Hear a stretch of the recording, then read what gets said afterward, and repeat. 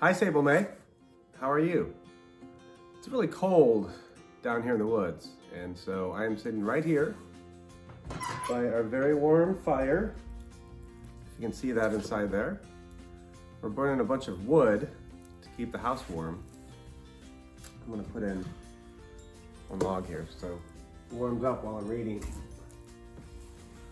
That's our fireplace. Our wood stove. But it keeps our whole house warm during the winter. I was wondering if you ever look up at the sky at night and if you ever noticed the moon. The moon is one of my favorite things to look at night in the sky. So much so that I painted this picture of the moon. So this is a full moon, and sometimes, once a month, you can see the whole moon, a big circle. But that's one of the very interesting things about the moon. Let me show you a picture, is that sometimes the moon is very thin, and sometimes it's very full and round.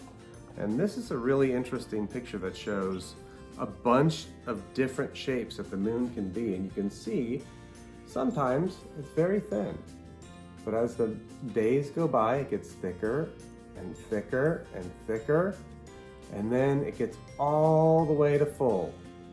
And then it starts getting thinner and thinner and thinner and thinner until you get a very thin moon again. And every month, the moon changes shape. Every day it changes just a little bit. And one of my very favorite books, Sable May, is a book called Moon Man. Looks a little bit like my painting, doesn't it? There's a big full moon. So I want to read you this book, one of my favorites. It's called Moon Man. And you're going to hear a lot of the m sound. Let me get a piece of paper. I want to show you what the m sound looks like. I bet you already know.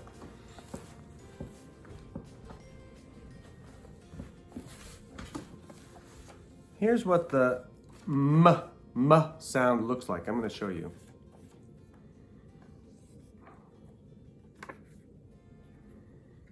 M.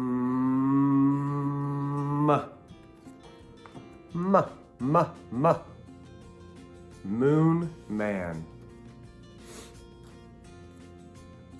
Let's read this book. Moon Man.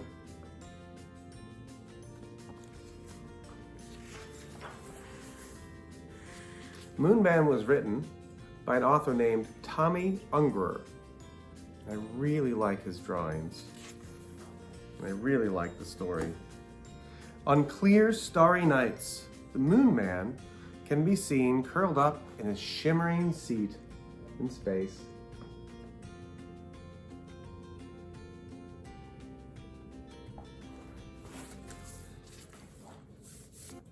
Every night, from his drifting sphere, the Moon Man was filled with envy as he watched the Earth people dance.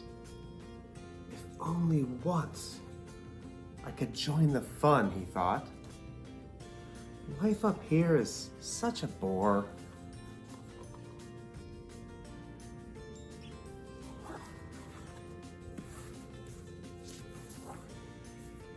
One night, a shooting star flashed by.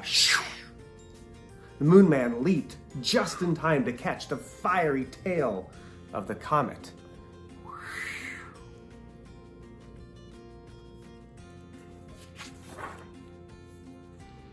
The night creatures of the woods fled in terror at the loud crash of the fallen star.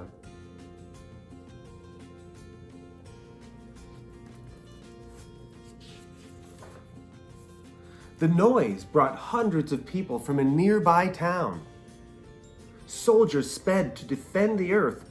Firemen hastened to quench the flaming light.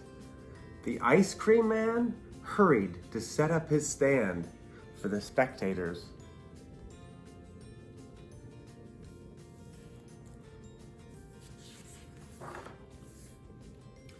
when they reached the site of the crash. No one could decide what the pale, soft creature lying in the crater could be.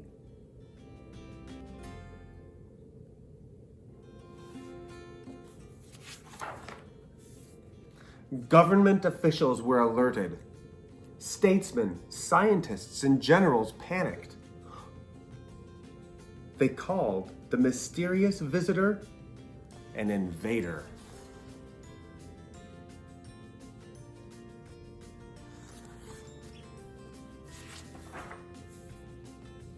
The Moon Man was thrown into jail while a special court conducted a criminal investigation.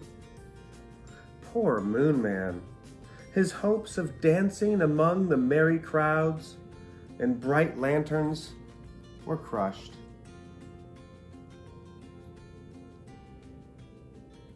Poor Moon Man.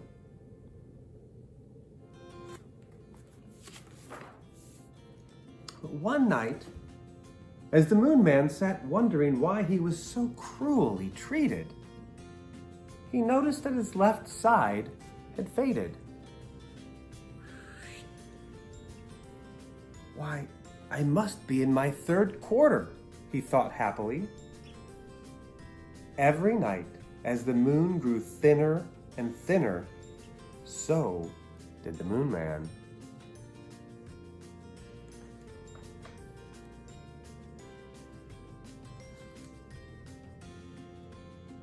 Until at last, he was able to squeeze through the bars of his window.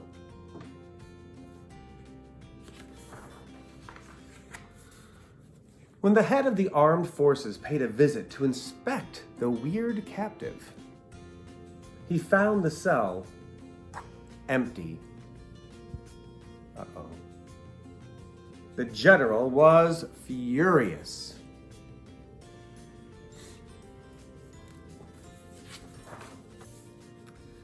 Days later, as the moon reappeared in its first quarter, a quarter of the Moon Man came back. 2 weeks later, he had reached his full size again. Delighted with his freedom, he wandered about, discovering the sweet-smelling flowers, the splendid birds, and the butterflies.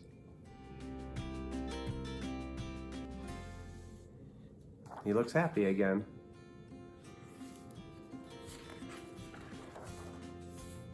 He came upon a garden party where people in gorgeous costumes were dancing.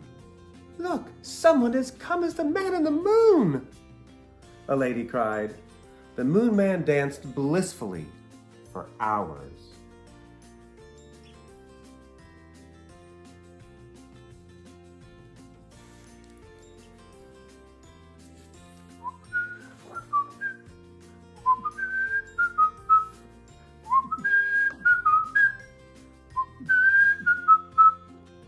Alas, a grumpy killjoy complained of the late music to the police, scared by the sight of the guns and the uniforms. The Moon Man dashed off to the nearby woods, but he was spotted by the policemen, and a wild chase began. He's running away.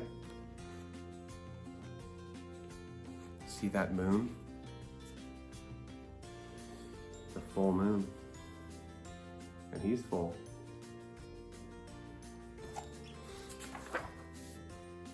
Swiftly outracing the police, the Moon Man shot across the countryside.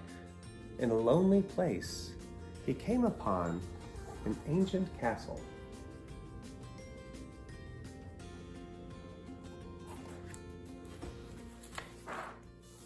There, he was welcomed by a long-forgotten scientist, Dr. Bunsen van der Dunkel.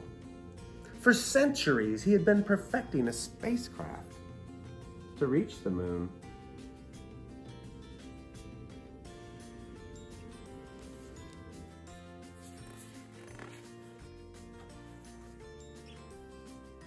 Now finished, the intricate machine rested on its launch pad in a castle turret. Dr. Vanderdunkel had grown too old and too fat to fit into the capsule. He asked his guest to be his first passenger.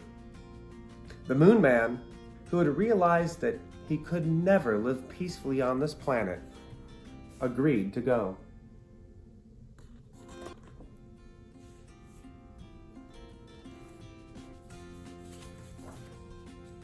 Dr. Vanderdunkel decided to wait for the moon to enter its third quarter. By then, the Moon Man will have grown small enough to fit into the capsule, he thought. A few nights later, the Moon Man took leave of his benefactor. With tears in their eyes, they bade each other farewell. Then the Moon Man blasted off with a roar of rockets.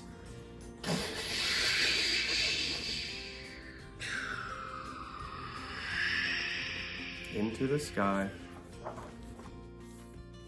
Having succeeded at the launching of his spacecraft, Dr. Vanderdunkel at last received the recognition he had so long deserved. He was elected chairman of an important scientific committee. Yes. All right, okay, Dr. Vanderdunkel. All right. Having satisfied his curiosity, the Moon Man never returned to Earth and remained ever after curled up in his shimmering seat in space.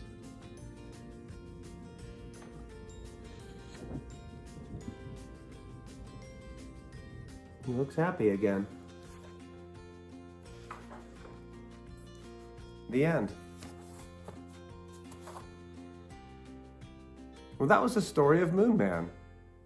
How he came to the Earth, and they weren't exactly sure what to do when he got there. People were a little bit nervous about Moon Man, so they put him in jail.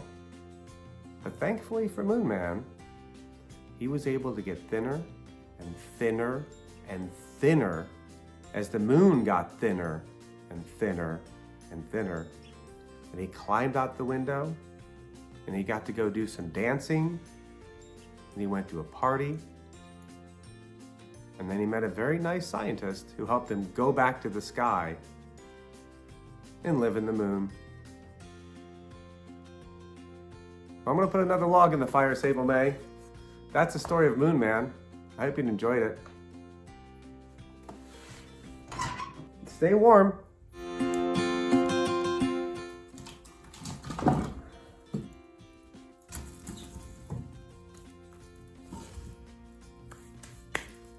Talk to you soon, Sable May. Have a good day.